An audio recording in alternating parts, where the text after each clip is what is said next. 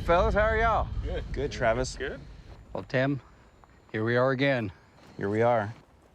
Yeah, well, this time we want to put that energy again into the space with your laser space cannon and see if we can't stimulate a response. Okay. Especially given what we saw last time. Yeah, you know, we haven't told you guys about this yet, but when you had the laser space cannons around the triangle here, what we saw in a long exposure photo, actually several of them, was up at about somewhere above probably, say, 100 feet. Something moved through the beam and blocked the beam. And it's huge, probably big as this tent. Wow, that's Passed through the incredible. beams, so it stops the beam, you have a big blob where there's nothing, and the beam starts again. Wow. What is that? What could do that? For tonight, we're going to follow up on that as we always do. We're going to collect data not unlike what we did last time. And of course, I'll have all the assets trained on these locations so that we get a secondary perspective if something does in fact show up in our space. Tonight, we'll repeat the laser experiment with just one laser cannon at the triangle to see if the same thing happens again. Only this time, we're also going to launch rockets up through that 100-foot space to see what they might hit. Are you ready to make it bright again? I am. Let's do it. And we're gonna go at dark.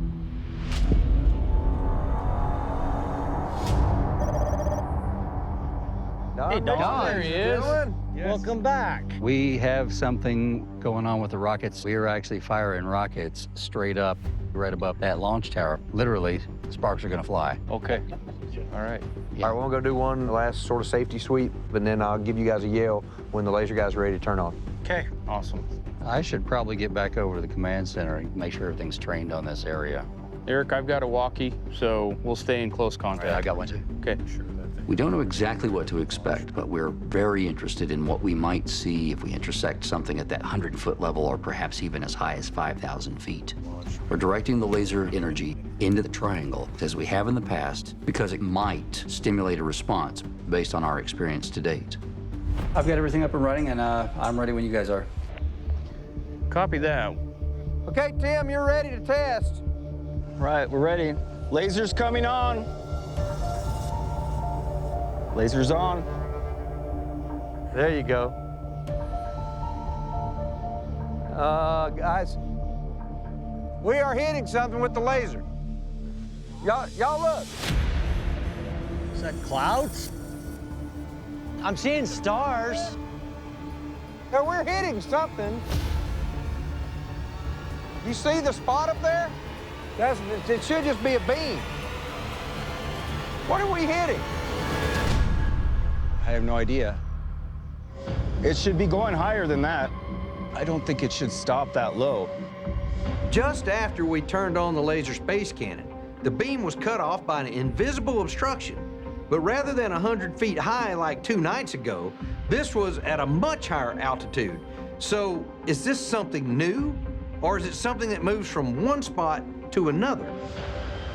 Eric, do you copy? Yeah, go ahead, Travis. We have turned on the space cannon, and it seems to be hitting something in the sky. What in the hell? Okay, copy. I'm gonna dive in on that. That is weird, man. What the heck? The camera just went out.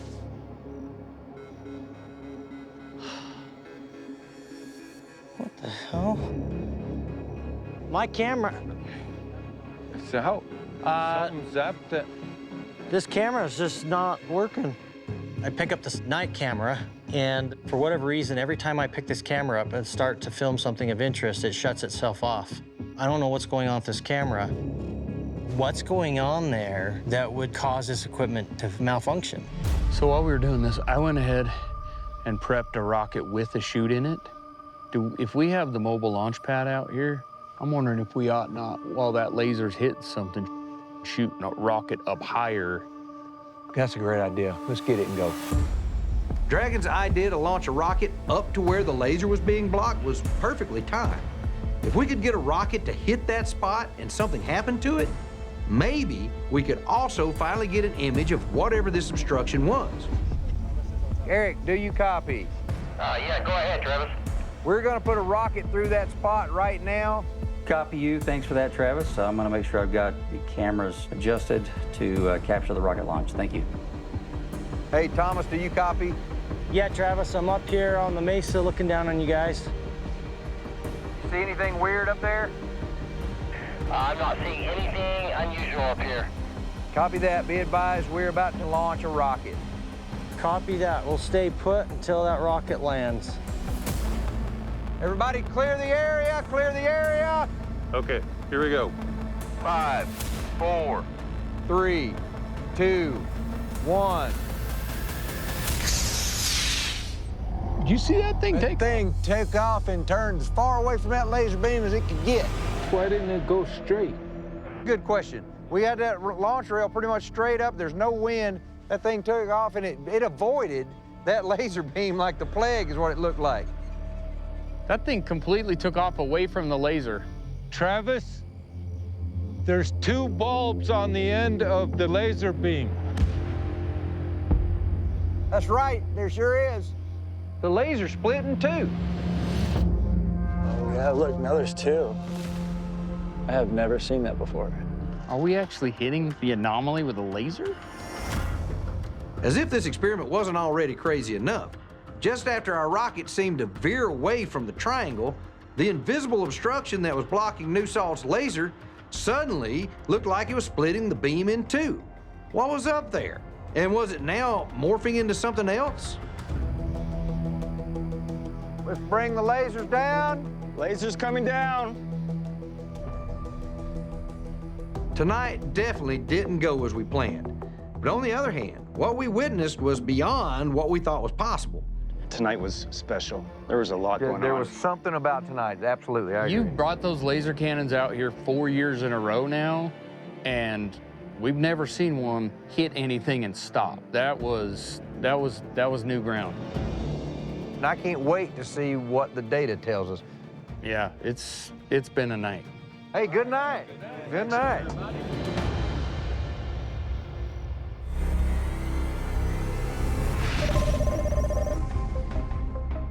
Hey, guys.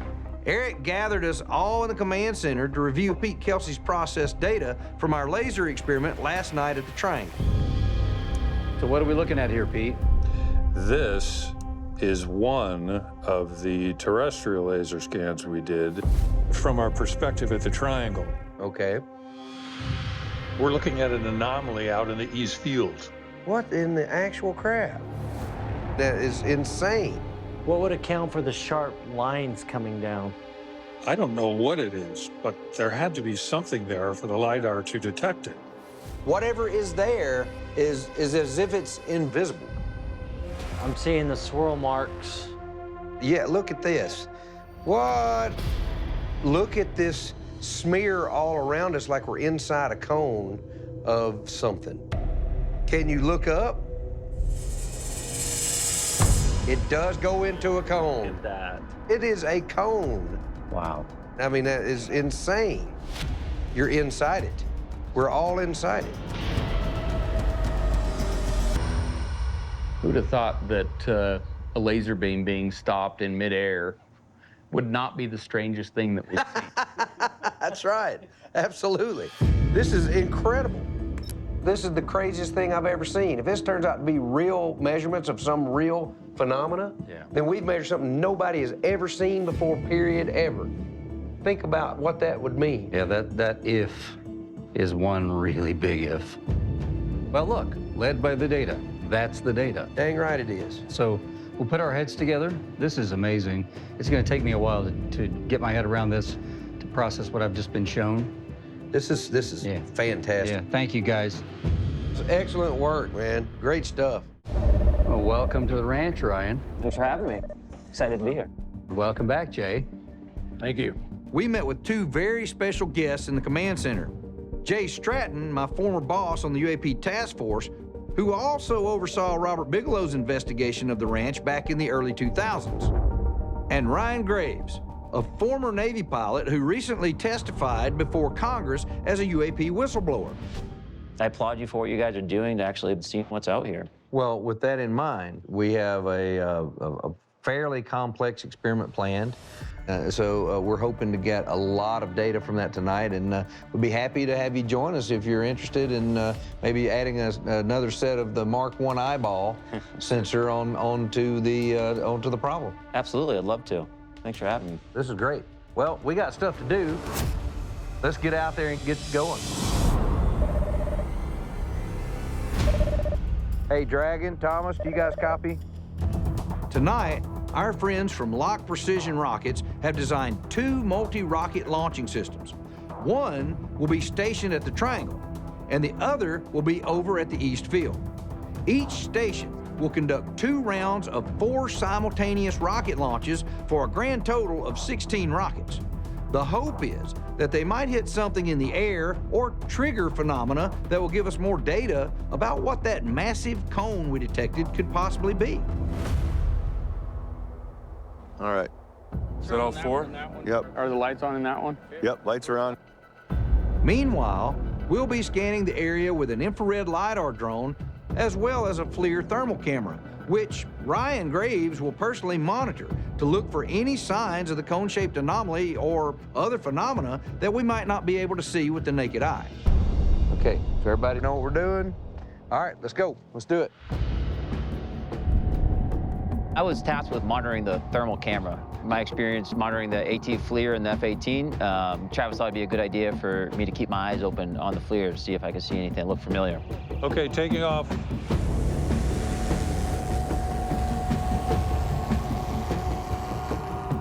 Hey, Dragon, Thomas, you guys copy? Yeah, go ahead, Travis. We are very close. The lights are ready on the rockets. Do we have a drone in the air? Caleb is about to start the LiDAR here.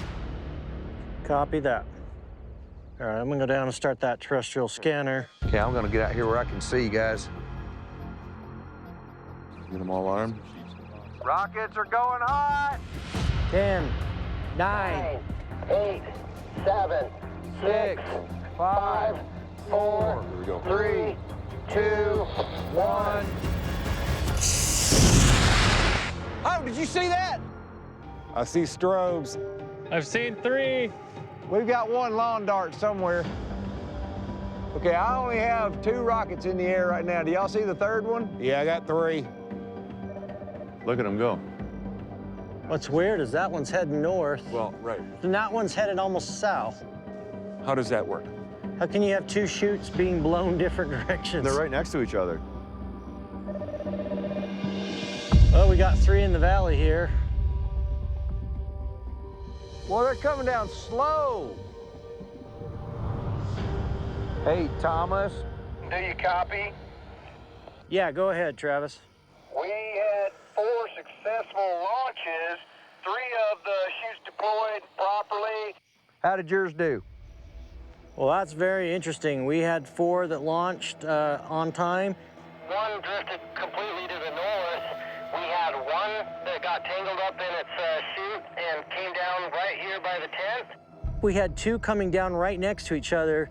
1 got blown clear to the north, and the one right next to it got blown to the south simultaneously. We're trying to figure out how that took place. We've seen things here at Skinwalker Ranch that you just don't see elsewhere. We've been doing this for over 30 years, and so when rockets start going a different direction than predicted, you kind of got to raise a hand and say, well, why did that happen? But at Skinwalker Ranch, we found out things are anything but normal trying to fly rockets. And the answers don't always come easily. Hey, Travis. Yeah, go ahead, Eric. During the launches, the Kraken has been tracking a very consistent 1.6 gigahertz signal from the Triangle down to the southern fence line.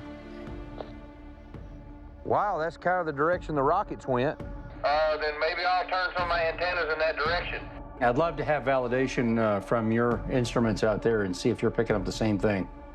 Okay, I'm running, I'm going to turn this antenna. Eric says it's to the south. Yeah, that is really weird. So we're getting some kind of signal, and that's the antenna that's pointed back here where Eric said there was something coming up and on the Kraken. Let's keep an eye on that. Understood, Travis. I'm watching. The Kraken antenna array system, whose purpose is to direction find and tell us where signals are coming from, indicates that we have a source of 1.6 gigahertz electromagnetic radiation that is, in fact, to the south and west of the ranch. Now, why would that be happening? As far as we can tell, there's nothing from what would be south of the fence line that should account for that. All right, be advised. I think this is going to be our last launch for the evening. Thomas Dragon, I recommend you guys get ready. Eric, get ready to reset. Copy that. Hey, can we get everybody back into position for our next test, please? All right, guys. Thomas, you calling? Yeah. 5, 4, 3, 2, 1. We have 4 rockets. Come on, shoots. 1 shoot.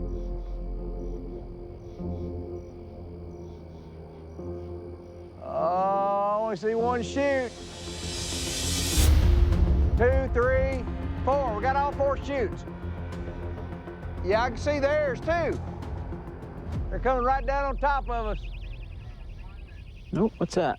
Right there. What's that?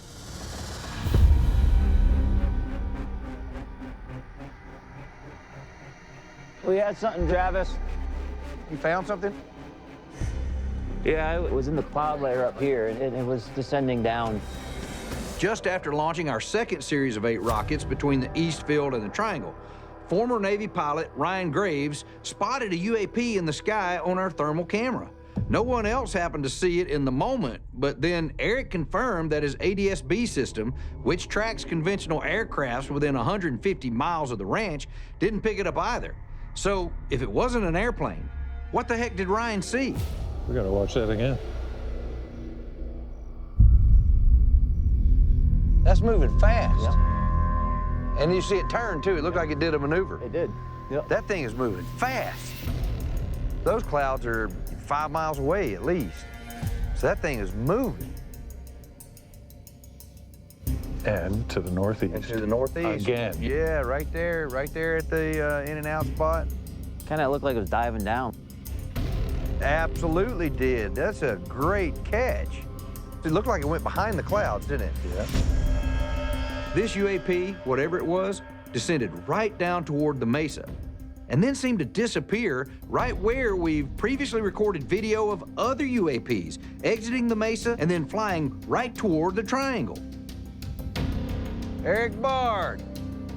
I don't know if it's connected to the huge cone-shaped anomaly, but it definitely appeared within its boundaries. So what could it have been? Well, I think we got a lot of data. Did I hear right that one of you guys caught something flying into the mesa? Ryan saw it on thermal while Pete was flying the drone. Towards the out. Yeah, right by the out. And it made a maneuver too as it came down. It made a big turn. It did. Oh, wow. Made a jog to the east. Oh, wow. Yeah, I'm gonna say it was moving really fast. I think it's very important that they continue doing what they're doing here at the ranch, because at the end of the day, we're really only going to be able to understand this if we're able to understand in a repeatable manner.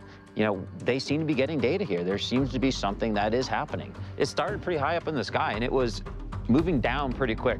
I would be thrilled to continue to work with the team to help figure out what this is, and we can continue the conversation and gather data. You know, on my display, I see an indication of where that 1.6 gigahertz is coming from. And throughout our entire exercise tonight, it's been pointing predominantly, you know, out that way somewhere. Yeah, it sounds really odd. But I'm ready to break it down. All right, well, you know, I think it's a great experiment. Yeah, and thanks again for all you guys being here. We appreciate it. All right. Cam? Cameron Fugel arrived to help us conduct our last and most ambitious experiment of the year. Well, the LiDAR trucks are coming down the road. And we also welcomed a whole team of LiDAR experts, including Pete Kelsey, John Brown, Jim Royston, and Sam DeRizzo. Well, before we jump into what we're planning on doing, this looks like some serious tech. It's pretty serious technology when it comes to LiDAR. This one is specifically used for long-distance collection. Okay. And it's incredibly accurate. Once the sun goes down, we'll start the experiment by launching a rocket in the East Field to see if we can stimulate phenomena. From there, imaging expert John Brown will drive his mobile LiDAR vehicle, while Cameron Fugel shadows him in the helicopter. They'll move past the East Field, the triangle, the Mesa drill site, and over to Homestead 2. John will be scanning the entire area between the ground and the helicopter for signs of the cone or any other strange things. Then after that experiment's done, we're going to do an experiment at the triangle. Yeah, let me describe that. We're going to have the burner from a hot air balloon heating up that space where we have detected something at an altitude of about 30 feet, and we'll be doing some thermal and LiDAR imaging on that. So we'll be using a hot air balloon burner to blast flames into that 31-foot region while we scan it with LiDAR devices and record it with high-speed, night vision, thermal, and infrared cameras.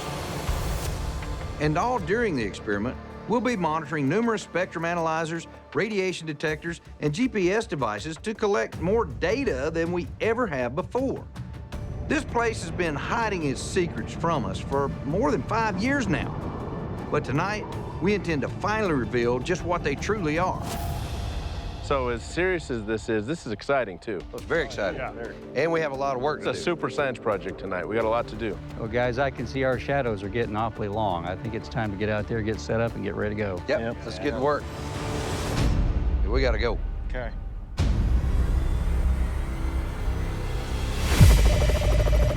Okay, we're gonna get airborne.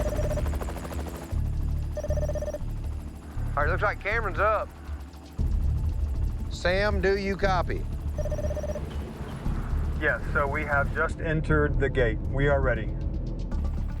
Just after nightfall, Cameron Fugel lifted off in the helicopter to get positioned 1,000 feet above John Brown's mobile LiDAR truck at the eastern gate. It was time to start our ranch-wide experiment. Cameron, are you in place? I am. We're gonna go in 5, 4, 3, 2, 1. There it goes, rockets up. We had a good launch, good shoot, and you can send them on their way. Tell them, let's go. We're good. Travis says go for your LiDAR run. You got it.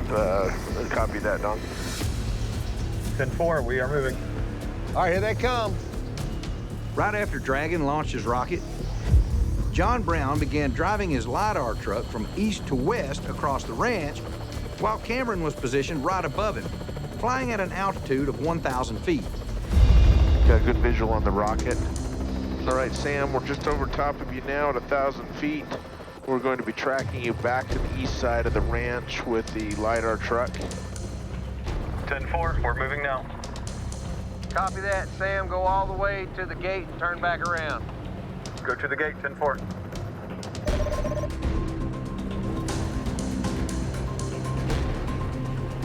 LiDAR truck just passed the drill site, proceeding to the triangle. Over. Copy that, Thomas. Everybody be advised that the LiDAR truck is passing through the triangle right now. We'll stay on top of you and track just over top. Just curious, is the helicopter, does he think he's directly over the LiDAR truck? Because he's directly over the drill site right now. Yeah, that's a good question, Thomas. He's way behind the LiDAR truck. Oh, something's going on. Yeah, I can confirm that's exactly what I saw here. Yeah, we're showing directly over the truck. Because we're seeing the light cast up from the truck, and it was behind us. Behind him? There's no way. Okay, now this was really odd.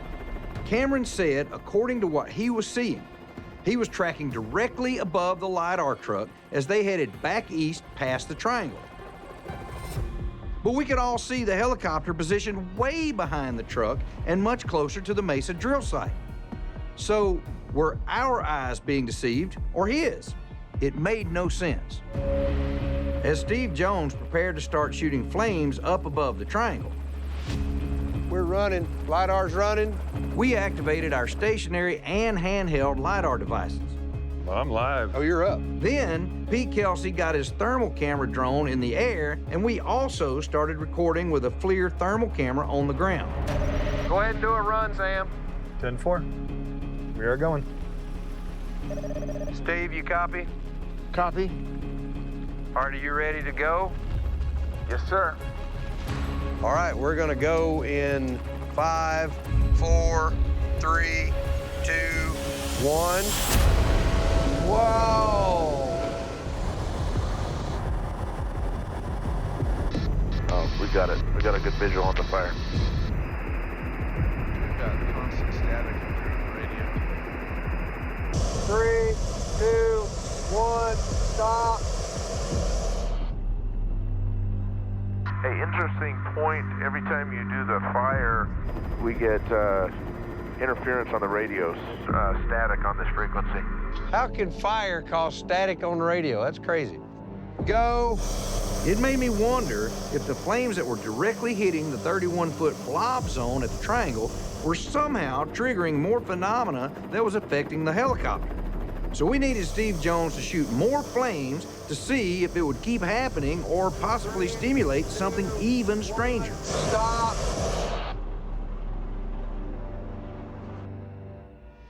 What was that? I don't know. Something just went right across the mesa like that. It looked like it was right in front of the... And just went Yeah. across. I'm looking at this monitor and I see almost like a fog or a field of some kind moving across the mesa, and we don't know what it is. Hopefully Eric caught some more video footage of it in his cameras, and we can figure out exactly what that is. Hey, Steve, we're gonna do one more burn. Copy that. 3, 2, 1, go. Right there. Let's do it again. I saw it again. 2, 1, stop. It was like a smoke ring. It was like Yeah, a it donut. looked like it was going along the side of something there. Yeah, there was that little section right there on the edge, and it looked like it hit something and like... And went around it. Yeah. Caleb, did you say you saw something in the scanner? Well, so, a couple things.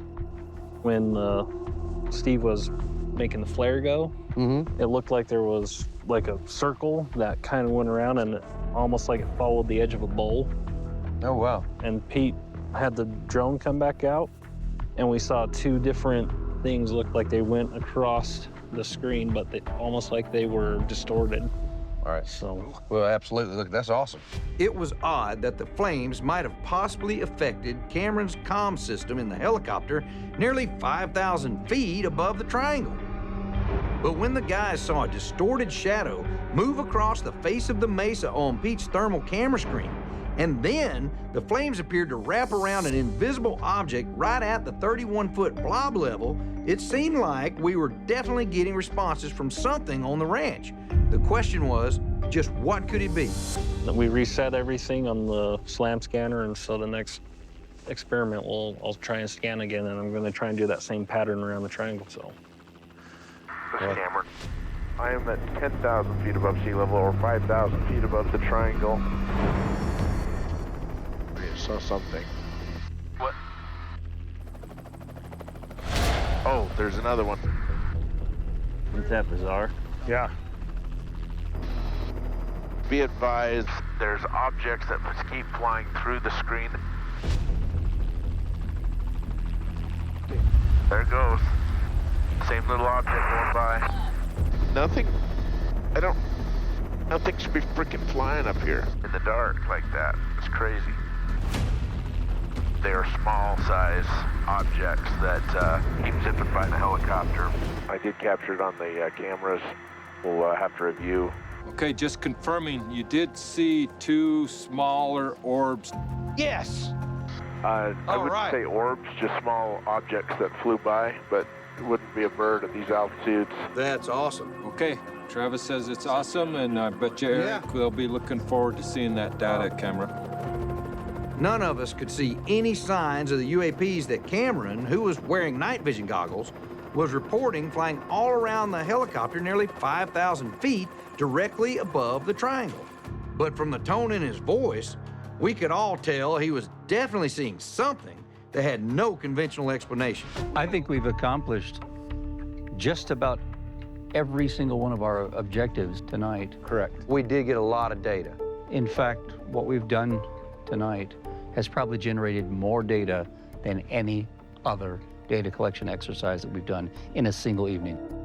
Dude, you're right. We've got more data points to go through right now than we've had probably in the entire summation of the 5 years that I've been here. That's daunting to even think about. It's an insurmountable task. But hey, look, you know, it's late. We still got to break down and put stuff up. Yeah. So I say we divide and conquer, and let's get out of here. Feels like it's almost time to get up. Yeah, it is.